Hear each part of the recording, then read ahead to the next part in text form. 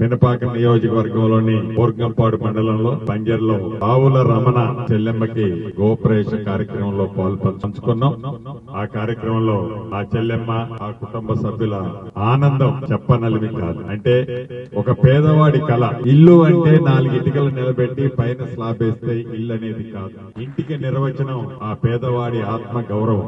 ఇది నా ఇల్లు అంటే నీ ఫస్ట్ నీది ఏ ఊరు, నీ ఇల్లు ఏడుందని అడుగుతాం. ఇల్లు అడుగుతున్నామంటే ఆ ఇంటికి సంబంధించిన ఆత్మ గౌరవాన్ని, ఆ వ్యక్తికి సంబంధించిన గౌరవాన్ని మనం ప్రతీకగా తీసుకుంటాం. అంటే ఆ ఇల్లు కావాలని కొన్ని దశాబ్దాలుగా అనేక మంది పేదవాళ్లు ఎదురు చూస్తున్నారు. తెలంగాణ రాష్ట్రం సాధించుకున్నాం. ఆనాటి ముఖ్యమంత్రి 10 సంవత్సరాలు పరిపాలించినప్పుడు ఇల్లు ఇస్తాను అని ప్రతిసారి ఎన్నికలప్పుడు వాగ్దానం చేసినా చిట్ట చివరికి బొమ్మలకే పరిమితమైంది తప్ప ఇల్లు ఇవ్వని కారణం ఈనాడు ఇందిరమ్మ ఇల్లు మొదట విడత రాష్ట్ర వ్యాప్తంగా 4.5 లక్షల ఇల్లు ఇచ్చాం.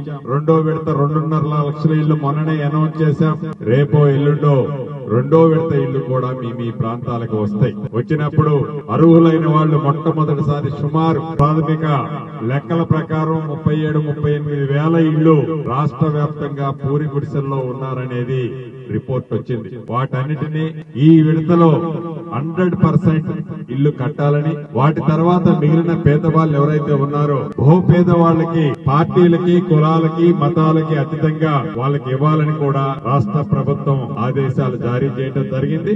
రెండో విడత తర్వాత మళ్లీ మూడో విడత ఇస్తాం, నాలుగో విడత ఇస్తాం. అర్హులైన ప్రతి పేదవాళ్ళకి మీరెన్నుకున్న ఈ ఇందిరమ్మ ప్రభుత్వంలో ఇల్లు వస్తదని, రైతుని రాజును చేస్తామని చెప్పి చేస్తున్నాం. నిరుద్యోగ యువతకి ఇప్పటికే 72,000 ఉద్యోగాలు ఇచ్చాం. ఇలా అనేక కార్యక్రమాలు పేదవాడి అభివృద్ధి కోసం ఈ రాష్ట్ర ప్రభుత్వం మీ గుమ్మానికి చేస్తుందని తెలుపుతూ మీ అందరి దగ్గర సెలవు తీసుకుంటాం.